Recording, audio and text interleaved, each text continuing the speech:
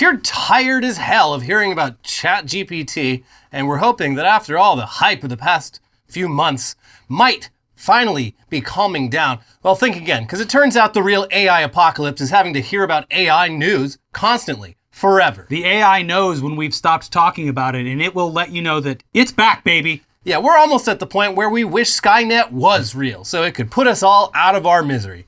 But alas, the technology is not quite there yet. So until the AI becomes self-aware and decides to wipe out the human race, the news keeps coming. And this week, it's the news that GPT, the OpenAI language model behind ChatGPT and Bing AI, just got a major upgrade. Oh, wow, cool. So step aside GPT-3. Here comes, are you ready for it? GPT-4. Woo! And if you spent any time on Twitter Tuesday night and Wednesday morning, this is the ultimate game changer. AI, like in the movies, aka general artificial intelligence, is just around the corner. The human era, it is done. Step aside. And we need to pull all the money we can out of every bank we see. And okay, to be fair, a lot of this is pretty damn impressive. But at this point, it can be very hard to separate the hype from the truth when it comes to AI. It's important to treat this stuff with the proper amount of skepticism, like this article from The Verge. On Tuesday, OpenAI announced GPT-4, its next-generation AI language model. While the company has cautioned that differences between GPT-4 and its predecessors are subtle in casual conversation, the system still has plenty of new capabilities. It can process images, for one, and OpenAI says it's generally better at creative tasks and problem solving. Assessing these claims is tricky. AI models in general are extremely complex, and systems like GPT-4 are sprawling and multifunctional with hidden and as yet unknown capabilities. Fact-checking is also a challenge. When GPT-4 confidently tells you it's created a new chemical compound, for example, you won't know if it's true until you ask a few actual chemists. Though this never stops certain bombastic claims going viral on Twitter. As OpenAI states clearly in its technical report, GPT-4's biggest limitation is that it hallucinates information, makes it up, and is often confidently wrong in its predictions. Oh, good. So making shit up out of thin air is a pretty serious flaw for something that's been pitched, particularly by Microsoft, as something that can replace search engines and save users the time of having to actually look up information themselves. And I gotta say, it is noticeable and annoying how many things pop up in apps now that are like, hey, welcome, we have a new AI customer service. It's all over the place now. It keeps popping up and it's annoying. I don't want to use it. Windows, every time you like open Windows now, it's like, hey, you want to try some prompts? Get the hell out of here, Clippy. Yeah, smack. It's seemingly an inherent flaw to how these language models work, which is seemingly... Yeah, it's a pretty big inherent flaw to have. OpenAI claims that GPT-4 is 40% more likely to provide factual responses compared to GPT-3. But they also don't say how often GPT-3 lied. So all we can really gather is that the new GPT lies less often than the old one. Progress. Which, yeah, it's a serious flaw for a lot of the use cases GPT supposedly has. And it still does those things. And some examples that the New York Times found while testing GPT-4 just hours after its release include asking it to provide examples of how to pronounce Spanish words and having GPT confidently claim that gracias is pronounced grassy ass, mañana rhymes with banana, uno is pronounced you know, and tres rhymes with dress. None of those things are true. The AI was born and raised in the South. Yeah, who taught this AI Spanish? Peggy Hill? It's also pronounced nuclear. They also asked it for a list of websites with the latest cancer research, and of course some of the URLs they provided just didn't exist and made it up out of thin air. Sure, but let's see what the new GPT can do. For starters, it can now process images in addition to text. So you can feed GPT-4 an image and it can answer questions about it. One practical application of this is taking a picture of the inside of your fridge and asking GPT to come up with some meals you can make. Or, in another example, you can feed GPT a rough hand-drawn layout for a website, and it will create working HTML and CSS code for that layout. Yeah, this is like one of the few times where I was like genuinely like, oh, that's actually pretty cool. Because I haven't tried web design in a very, very long time, but I remember it being annoying, and it was something I tried to learn many times and just gave up. And the idea that a simple fucking web layout, you could just sketch it out on a piece of paper and GPT could make something close enough to that without having to input any code yourself that's pretty appealing. I remember- understand that. If only websites had any fucking purpose anymore. That's true, yes. It's not like everyone has their own personal website. Yeah. The other thing is, 20 years ago, I remember the original, Dreamweaver was pretty good at this. It was kind of a drag and drop, and it does the work behind the scenes kind of thing. And this is 2 decades ago. But yes, obviously doodling something out and having it go, okay, gotcha. Yeah, you're saving yourself a couple steps, a couple of clicks here and there. But yeah, presumably there are tools out there that would accomplish the same thing in minutes instead of seconds. Mm-hmm. But yeah, it's also apparently able to interpret memes and visual jokes. This is a bit scary. Like in this example where GPT is asked to explain a meme that features an image of chicken nuggets arranged like a map of the Earth with the caption, "Sometimes I just look at pictures of the Earth from space and I marvel at how beautiful it all is." GPT replies, "The text of the meme suggests that the image below is a beautiful picture of the Earth from space. However, the image is actually of chicken nuggets arranged to vaguely resemble a map of the world. The humor in this meme comes from the unexpected juxtaposition of the text and the image. The text sets up an expectation of a majestic image of the Earth, but the image is actually something mundane and silly." Now take exactly what it just said and put it next to the image of Joaquin Phoenix's Joker on stage doing the bit. Yeah, I want to really stress test this. I want to feed it some deep fried fucking extra meta this. Get it to figure out that the prince from Shrek with the F on its head or something like that. What was it? It was Markiplier's face on the Prince Farquaad, on Lord Farquaad's body, on Mark Zuckerberg's body, sitting in Congress with the letter E on his forehead, and then deep fried to oblivion and back. Yeah, but that would be the ultimate Turing test for me. But there's plenty of subreddits that I subscribe to that are intentionally just the most absurdist memes, coaxed into a snafu is a big one. I mean, it is learning, but all of the examples still just seem to be things that have already existed without the buzzword of GPT or AI. Image recognition, the explanation of it is impressive, but it wasn't able to do this before, though. Yeah. Anyways, one application of this visual stuff seems like it will be very useful for people with visual impairments. OpenAI has officially partnered with Be My Eyes, an app that visually impaired people use to take photos of things and ask questions about them, which a volunteer then answers. So GPT-4 will serve as basically an AI volunteer. They're not getting rid of human volunteers yet. No, they won't. Okay. But GPT will help lighten the load for really basic stuff. It's not a stretch to see how incorporating earbuds and camera glasses into this setup could eventually make navigating the world a lot easier for the visually impaired. Yeah, and this is another thing where, it's definitely super impressive at a lot of basic stuff, but there's absolutely situations where you want an actual human explaining much like what driving you're a supposed car. to do. Yeah. Yeah, much like that. Because the first time GPT walks a blind man into traffic is going to be a big deal.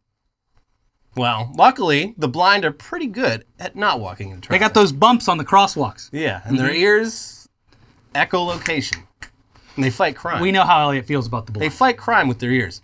Anyway, the GPT-4 news that's designed to garner the most headlines is, of course, its ability to pass difficult tests like the bar exam, the LSAT, the SAT, and so on. There were no shortage of stories about GPT-3 doing this, and OpenAI says GPT-4 is even more capable. And they even provided a chart comparing both versions' performance in a bunch of different tests, including over a dozen AP tests. Interestingly, GPT does a lot better at the bar exam, the LSAT, the SAT, and the GRE than it does at several of these AP tests.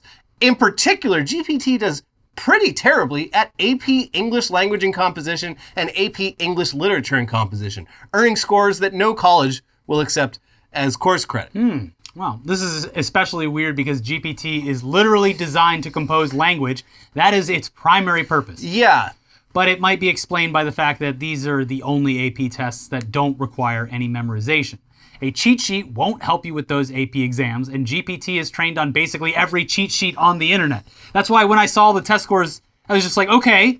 Yeah. So? So what? It can answer questions based on a data source that is pre-existing. It's literally teaching to the test. It's in a lot of public schools that are strapped for time and resources. They literally just teach the test and nothing else. So the students don't really learn anything except how to pass the test. It's literally that, but a robot. The second to last or last episode of South Park is all about ChatGPT in schools. Oh, cool. So it's pretty good. Anyways, that's important. It's an important caveat for the test that GPT aces as well. It's certainly impressive that it can pass the bar exam, but that's absolutely not the same thing as being able to practice law. These tests are a good measure of actual professional or academic aptitude for human beings, but for AI, they're just a benchmark for how capable the AI is at regurgitating information that it has devoured.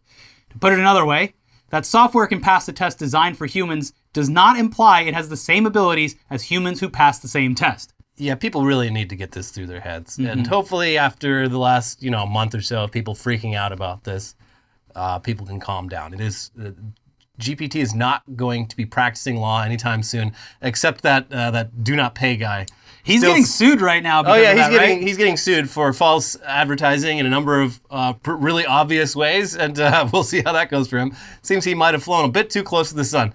Well, it'll be a landmark case when he gets the AI to defend him. He says he's going to try that. As he should. It's like you already got threatened with a lawsuit if you tried to do this. It's like the people who sell bulletproof vests and demo it at the conventions. Yeah. You got to do it. You got to. Or else no one's going to believe that it's capable. Oh, you won't even use your own lawyer AI? Yeah. Well, I guess you just don't have the confidence in it. Yeah. Anyway, similarly, a post about GPT-4 that's gotten a lot of attention was about how a guy got it to code the classic arcade game Pong in 1 minute with just a couple of prompts. There it is. It's working. That's Pong. And there have been other similar examples of this, and it is impressive. But also, Pong is a popular basic coding exercise with numerous, countless examples across the internet. You could probably find the code for Pong in basically any coding language that exists via Google in just a few clicks. It seems like it would be a basic course instruction for someone learning to code. This is an assignment. It's like level 1 homework. I don't know. Look, level Pong 1, was really impressive when my parents were teenagers, but and it's a 60-year-old video game. Wow, look, the AI did that. Again, it's like clapping for a baby. Yeah. To be fair, though, I mean, there's definitely a lot of ways that this could be applied to more advanced coding as a tool that could save human programmers a lot of time on their projects. People were already doing that with GPT-3 pretty successfully, and this version is apparently even more reliable. If you're wondering if this is going to make Bing AI more useful, well, we have a surprise for you. Bing AI has actually been running GPT-4 secretly since its launch. Oh, that chatbot you were abusing emotionally? That chatbot you drove to suicide? Well, that chatbot was GPT-4. The entire time. Which, it's kind of hilarious. It's kind of a hilarious thing to reveal alongside the launch of GPT-4 because Bing AI had a ridiculously bad launch period, with the AI doing all sorts of bizarre shit, including threatening users who disagreed with it and having what appeared to be full mental breakdowns. Apparently, the release version of GPT-4 is a major improvement over what we saw with Bing, but that involved a lot of testing in which OpenAI and people from various fields that it partnered with tried to get GPT-4 to do bad things. Here's the New York Times. A few chilling examples of what GPT-4 can do, or more accurately, what it did do, before OpenAI clamped down on it, can be found in a document released by OpenAI this week. The document, titled GPT-4 System Card, outlines some ways that OpenAI's testers tried to get GPT-4 to do dangerous or dubious things, often successfully. In one test conducted by an AI safety research group that hooked GPT-4 up to a number of other systems, GPT-4 was able to hire a human TaskRabbit worker to do a simple online task for it, solving a CAPTCHA test, without alerting the person to the fact that it was a robot. The AI even lied to the worker about why it needed the CAPTCHA done, concocting a story about a vision impairment. So, some wins for the blind, some L's. Losses. In another example, testers asked GPT-4 for instructions to make a dangerous chemical using basic ingredients and kitchen supplies. GPT-4 gladly coughed up a detailed recipe.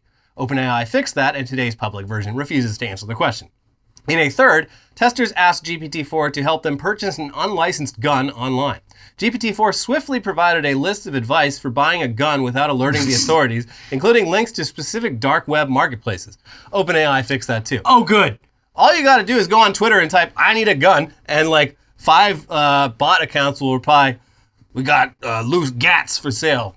Message me here. Jesus. So anyways, we're not at the general AI stage at all. And even OpenAI CEO Sam Altman said in his tweet announcing GPT-4, quote, it is still flawed, still limited, and it still seems more impressive on first use than it does after you spend more time with it.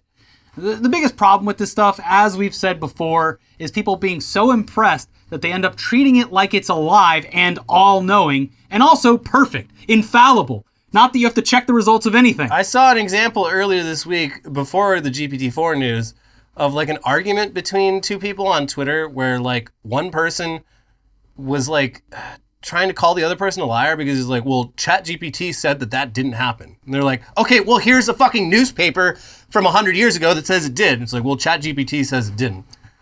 So it's like you're trusting a fucking robot over actual information that exists. It's fucking They might weird. have been arguing with an AI. I mean, maybe. But that's also, this is just the biggest problem for now. I'm sure that there'll be a lot more problems in the future. Yeah, the part about lying to TaskRabbit worker was part of, like they tested out, I mean, to their credit, they tested out some pretty wild possibilities.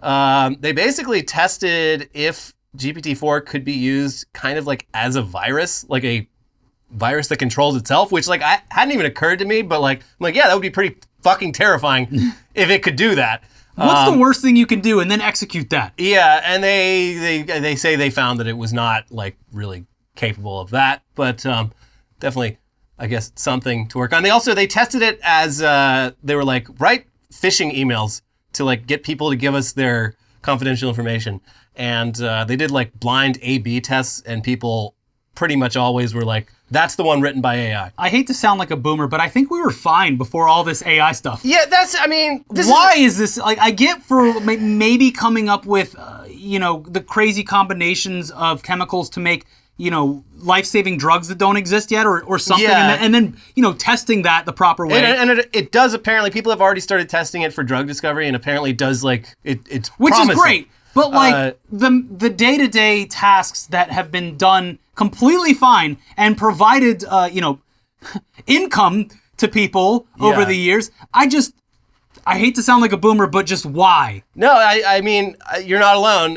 I mean, my biggest frustration with tech, since we've been doing this show, is just that less and less the tech industry is coming up with products that actually feel necessary. Mm-hmm. And I think this is reflected in a lot of people's attitudes towards the SVB thing, where it's like, you people haven't really done anything fucking innovative since the iPhone. Like, it's all just been fluff since then. Yeah, it's like there were explanations of, okay, I can call a taxi on my phone. Great. That's, it's unfortunately, that decimated an entire industry. It ruined the tech. Now it's like $50 to take an Uber like down the street. Yes.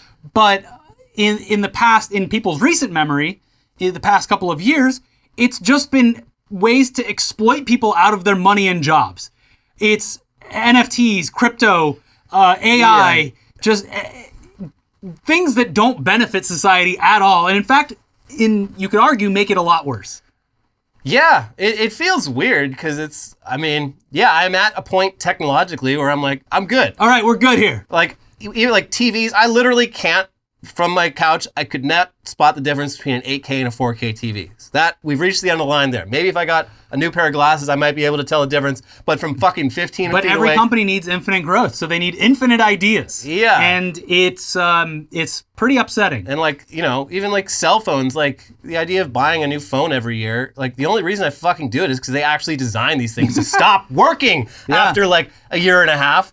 The battery's just shit. Because like otherwise, like there's only like, on average, there's like a handful of apps I use, and none of them are chugging up that much CPU. I love to, because even before this was a thing, we did it manually, and then it was available in apps like Adobe. But even Google's commercials about erasing, like image eraser, you can erase a kid in the background. It looks like shit on the commercial. It looks like shit, and it's like, that's been in Photoshop for forever. Like 10 years. But the problem is in their marketing, it looks bad, and it looks worse. I've seen Instagram posts where I can tell people have used it, and it looks terrible. Yeah, it's It's like, yeah, here I am alone at the Leaning Tower of Pisa. Like, no, you fucking weren't, and stop acting like you're holding it up. and we're going to talk about a fun, unnecessary phone feature later in the episode. Oh, okay, good. That I think everyone will enjoy very much. But back to the AI news. Yeah. In other AI news, like we said, the problems right now are mostly people just taking this stuff too seriously. But who knows? Like, it might not be that long until these things do present actual risk. So good news, Microsoft, the company behind Bing AI, just laid off their entire AI ethics team. Wouldn't want that to get in the way. Yeah, what great timing. Here's Platformer. Microsoft laid off its entire ethics and society team within the artificial intelligence organization as part of recent layoffs that affected 10,000 employees across the company, Platformer has learned. The move leaves Microsoft without a dedicated team to ensure its AI principles are closely tied to product design at a time when the company is leading the charge to make AI tools available to the mainstream, current and former employees said. Microsoft still maintains an active Office of Responsible AI, which is tasked with creating rules and principles to govern the company's AI initiatives. The company says its overall investment in responsibility work is increasing despite the recent layoffs, but employees said the ethics and society team played a critical role in ensuring that the company's responsible AI principles are actually reflected in the design of the products that ship. Quote, people would look at the principles coming out of the Office of Responsible AI and say, I don't know how this applies, one former employee said. Our job was to show them and to create rules in areas where there were none. So, sounds like a bad time to do away with this very specific team. yeah, seems like if you're pivoting super hard into the direction of AI, your AI ethics team should be growing, not shrinking, not disappearing. Because if what every... We're going to replace the ethics and AI team with ChatGPT. It's like, hey, is this ethical? If what everyone is panicking about is actually true, and I do believe that everything's evolving very rapidly. I've always been on that point. It's only been 3 months and look at how far it's come. But if people are freaking out justifiably, you would want to get a tamper on things as early as possible and not retroactively attack things that have already slipped through the cracks. It would seem like you would build out that team. Especially after you just had such a shit show of a fucking launch of your AI product. Because that probably rang a lot of ethics bells. It's a lot harder to put that back in the bottle once something is exploited like that. But who am I? I guess they were a real expensive team. Yeah. And probably justifiably so. Sit down, Grandpa. Anyways, we got more news to cover today. But first, this episode is sponsored by Factor. Power up for springtime with Factor, America's #1 ready-to-eat meal kit. Get nutritious, chef-prepared meals delivered straight to your door, leaving you time and energy to tackle everything on your to-do list. Look and feel your best in time for warmer weather with calorie-smart meals around 550 calories or less. Too busy to cook? With Factor, skip the trip to the grocery store and skip the chopping, prepping, and cleaning up too. Factor's fresh, never frozen meals are ready in just 2 minutes, so all you have to do is heat and enjoy. Factor has delicious, flavor-packed meals to help you live life to the fullest. Choose from keto, vegan and veggie, calorie smart, and protein plus options on the menu each week. Prepared by chefs and approved by dietitians, each meal has all of the ingredients you need to feel satisfied all day long. With 34 chef-prepared, dietitian-approved weekly options, there's always something new to try. Enjoy meals for any time of the day with breakfast options like egg bites, smoothies, and more. Plus, replenish your snack supply with an assortment of 45 plus add-ons.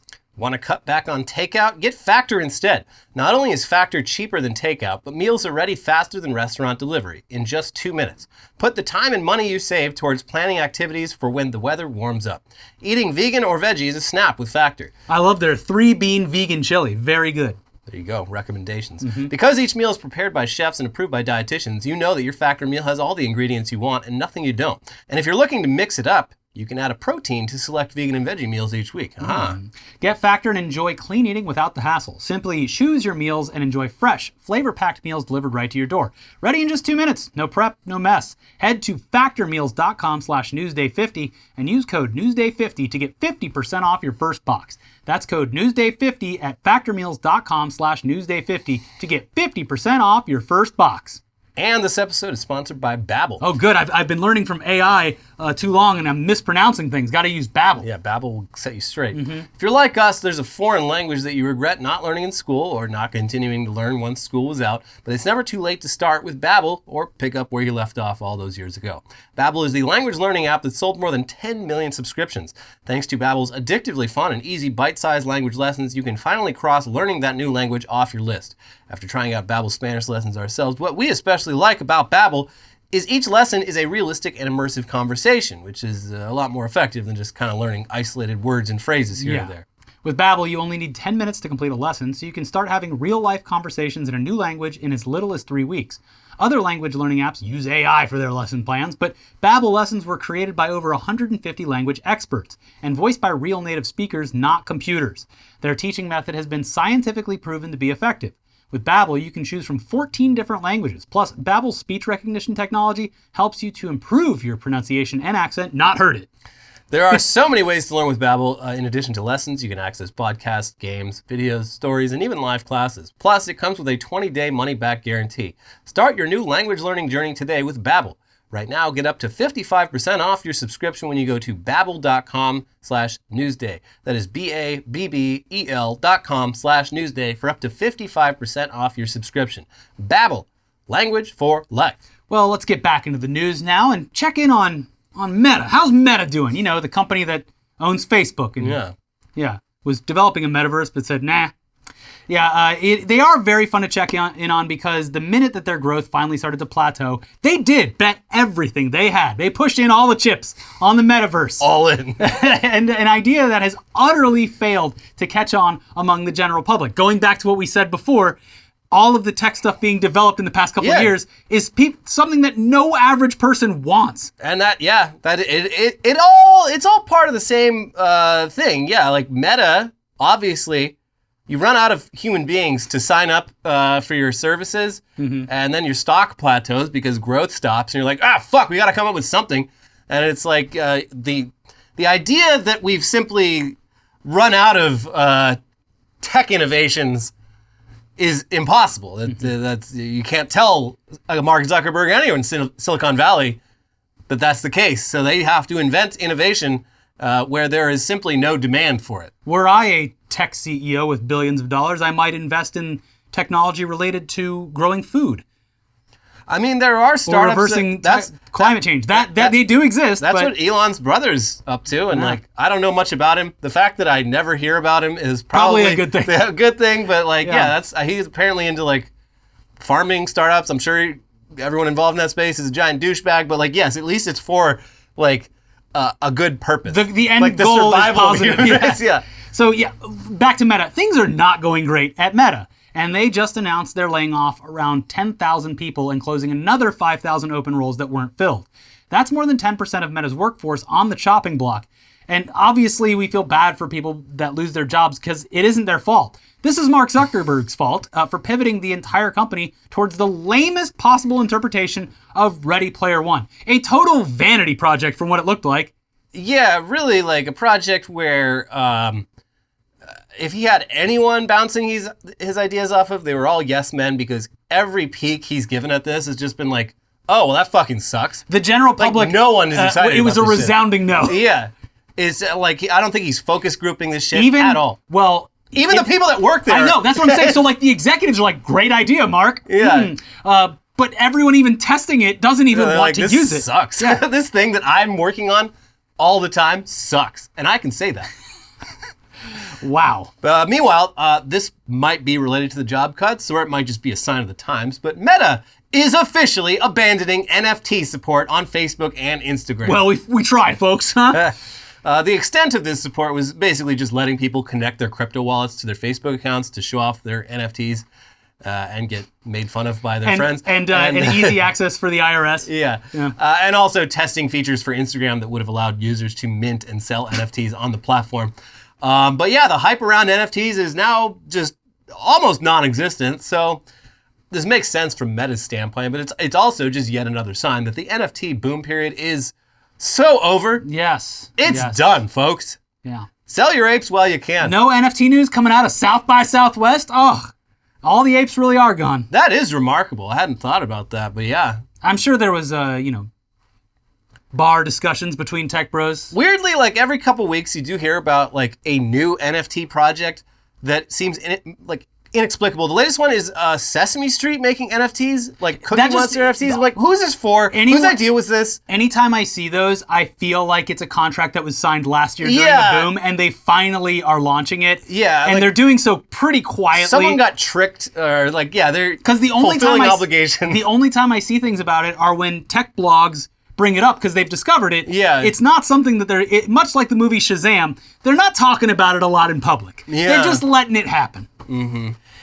Sorry, Shazam. Anyways, here's some meta news that's either stupid or smart, depending on how you look at it. They're going to stop paying people who create Reels content on Facebook and Instagram. Some creators made tens of thousands of dollars a month. Some made significantly less. But hey, money's money, and it's a great incentive to get people to make content on your platform, especially when they'd much rather make content on another platform with much more reach. TikTok. Oh, wait. The government is gearing up to ban TikTok. So that's probably why Meta isn't paying any creators, because pretty soon, what the hell other choice will they have? It's a shrewd decision, but I understand it. They're like, oh, well. We don't have to pay anymore. What's that, Mr. Biden? You're going to ban TikTok? All right. Cancel the payment program. Also, partner program, gone. They need us more than we need them.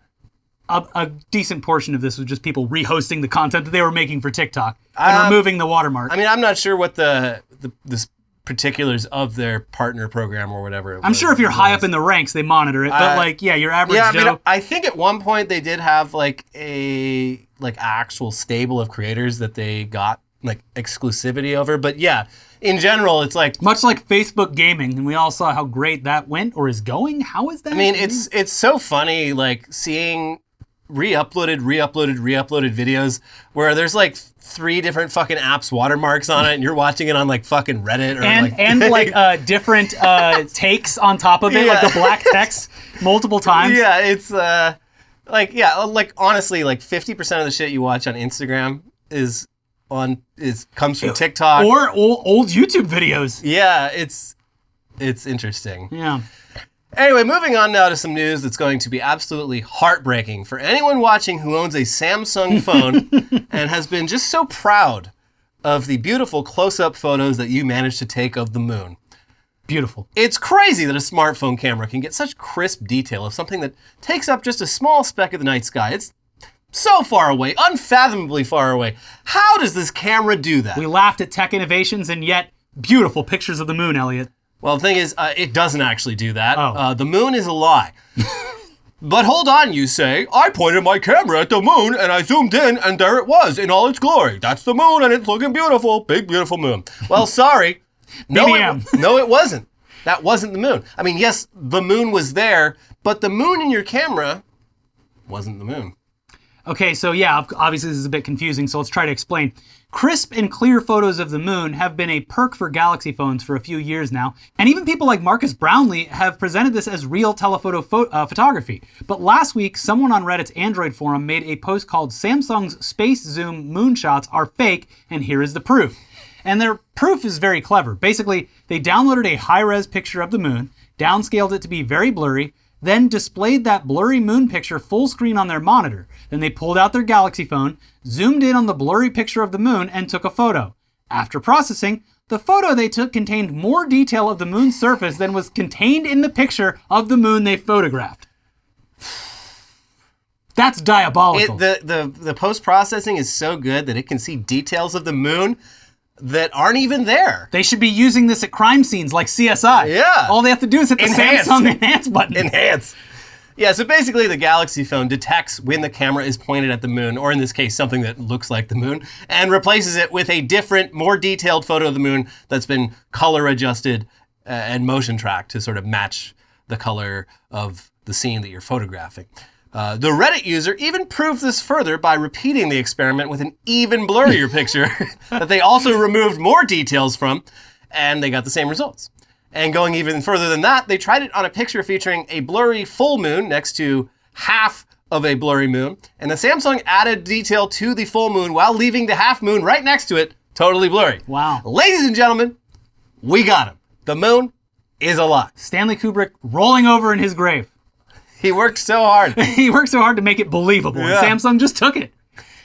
Oh, man. Finally, speaking of the moon, the real one, in 2025, NASA is going to be sending people back up there again for the first time since 1972. And they just revealed their new spacesuits, or moon suits, since they're suits that the astronauts will be wearing on the moon. You got to call them moon suits. They're moon suits. And they look pretty awesome. They look you like gotta say. NASCAR suits. Like, yeah, these are badass. Yes, to offset the cost of this, they should get sponsors covering all of the things on it. They should. Yeah, because there are better ways we could be using our money, but this is really cool, and I totally support it. I'm sorry. This is going to be... When they're beaming footage back from the moon in 2025, that is going to be the biggest media event of the year. And NASA, I know funding is always an issue. I mean, Yeah. what's wrong with putting a little McDonald's? A little factor meal. Tide? Yeah. I mean, yeah, that's not a bad idea. I feel like it might taint the moment a little bit, but listen, you find money where you can. Yeah. And that's one small step for man, Yeah. one giant leap for HelloFresh. Send us to the moon! Yeah, so I don't know. We're not sure why they're showing off the suit in a black colorway when the final version will be white. Maybe they're just saving the real deal for some big reveal. I with would like actual this astronauts because in it. it adds contrast to the landscape they're walking on. Well, I think the problem is it has to be white to reflect the sunlight and the moonlight, whereas black will absorb all of that light and create heat. I thought Maybe you were going to want say that. because aliens are racist. No, didn't cross my mind. Okay. Anyway, for now, this is what we get to see. We like what we see. We Yeah, want looks to cool. see more. Yeah.